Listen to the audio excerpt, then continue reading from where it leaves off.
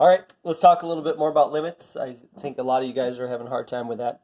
The limit of a sequence is basically if you kept writing it out forever and ever and ever, what number would it be getting closer and closer to? So this one's going plus 2, plus 2, plus 2, plus 2, plus 2. So this would go 12, 14, 16.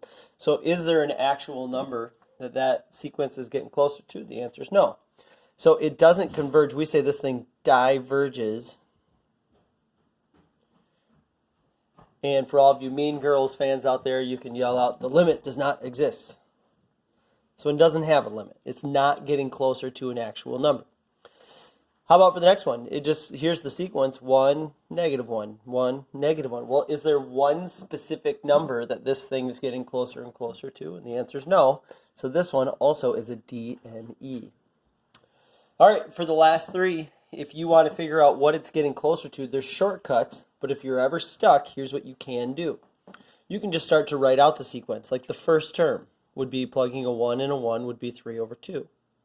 The second term would be plugging a 2 and a 2, and it would be 6 over 3, or 2. Plug for the third term, you want 9 over 4, and then the fourth term would be 12 over 5. The question is this: is there a number that this is getting closer and closer and closer to?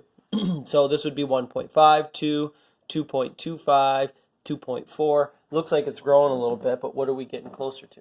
Well, if you're ever stuck, you can, if you want, go on your calculator. Ooh, I'm still in polar mode. I'm going to hit mode, go back to function, y equals, and what you can do is just graph it. We'll call n's x's, those are the same. So we can go, I don't know if I got a glare, there we go.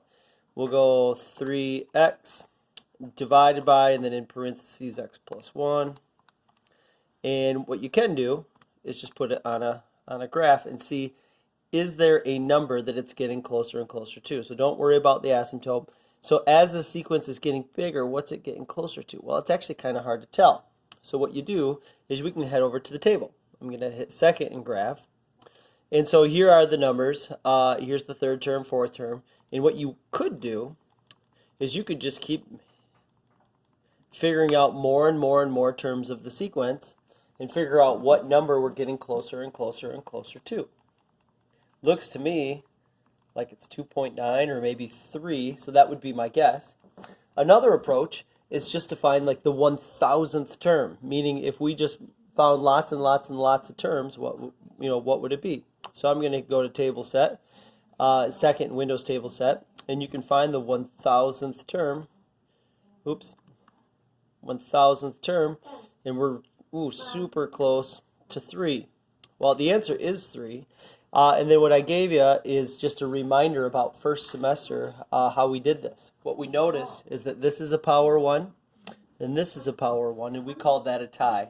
Anytime there's a tie, we divided coefficients. 3 divided by 1 is 3. This one over here, from first semester, what you can do is you can write out lots of terms. You can go to your calculator and graph. You can go to the table and find lots of terms. All of those methods work. They all work. But we found a shortcut, and that was that the biggest power is on the bottom. What that means is that your denominator is going to be really big and your numerator not as much. So this one is going to get closer to 0. Those terms, as you get bigger, it's just going to keep getting smaller and smaller and smaller. The last one, same thing. If you want, you can write out terms. You can find the 1,000th term. You can graph. You can use the table. You can do all those things. But we noticed that the biggest power is in the numerator. That means the numerator is going to get big. This thing is going to take off, and it's going to diverge. So this one is a D and E because this sequence just keeps getting bigger and bigger. Hopefully that helps.